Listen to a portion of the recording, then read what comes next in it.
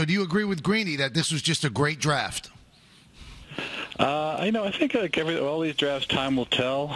We felt good about it. But again, until they go out there, play and perform, time will tell. But we are excited about the players we got and where we got them, though, in the draft. What was the reaction when you saw Leonard Williams was available at 6? Yeah, it was. We weren't really expecting him to be there leading up to the draft, and at the very last minute, we sort of heard grumblings that it really depended how Jacksonville and Oakland, who they took, that there was a scenario that he may fall to Washington, and then we heard grumblings that Washington may not necessarily take the player, may try to shop the pick, and then we just sort of waited it out, and we got quite lucky. And at that point in time, when he did come available, he was a player we had was the best player available on our board at that point in time by far. So we felt very good about it, and it just kind of worked out just right, really. Mike, is it a tough call? He's the best player available, and most people say he might have been the best player in the draft, but he adds strength to an already strong part of your team when you might have needed other things. Was it a tough call? Was there that much of a separation between what he does and what a guy you might have needed and an area that you needed to fill did? Yeah, to me, it really wasn't a tough call because you like the player so much. But we did our due diligence. We understood where our depth was on our team. We waited to see if there was any teams that would be potentially interested in trading for the pick. And when we didn't have an offer that we felt worthy of moving out of the pick, we just quite simply took the best player available. So it really, in my mind at least at that point in time, having prepared for it, wasn't going to be, or really wasn't a tough call on my part. I felt very comfortable with it at the time. Well, the great thing about it is the flexibility and the depth at that position to rotate fresh bodies in. But does it also, Mike, give you the ability to evaluate the future of Muhammad Wilkerson and possibly go in a different direction with him? Well, I will say this. It's funny, when we took the player, we weren't really, in our mindset, thinking of like the bigger scheme of things. We were just, with the draft, the draft is tricky enough as is, so we kind of focus on ideally taking the best player available, and if everything's equal, we kind of let need factor in a little bit.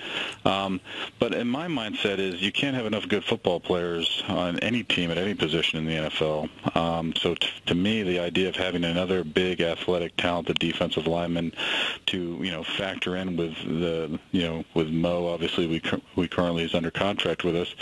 I mean, it's a good situation. So, I think my thing is Todd it's kind of up to Todd now to kind of figure out how to best utilize his resources at that position. But going forward, it doesn't really impact Mo directly in that sense. I mean, we really, Mo is a good player. He's part of this organization. He's currently under contract. We'd like to keep him in this organization, and we just have to go through a process with him to figure out, if we can find a middle ground. I don't know, Mike, if you would answer this or if you could answer this, but are you fielding phone calls on Mo? I mean, this is a good player, and people might smell blood circling in the water. They might call you and say, is he available? Have you had those phone calls?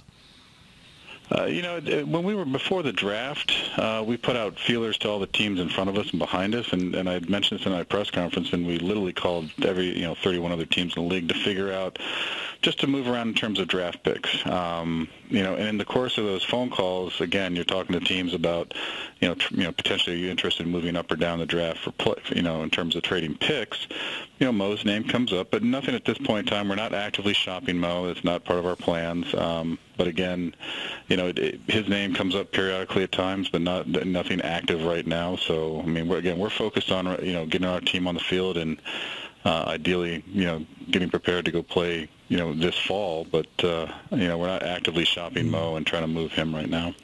All right, you go wide receiver Devin Smith in the second round. When you extrapolate him out for this year and in the future, where do you see him slotted as a wide receiver in the NFL? Well, we liked him quite a bit, and it's funny when talking to other teams after the draft, a lot of the people sort of echoed the same thoughts. We thought he had the ability to be a potentially starting caliber player in this league as a receiver, and a good quality player as a starter. In terms of what he brings to the table, he's obviously a very athletic and definitely his speed jumps out in terms of ability to stretch the field and be a vertical threat.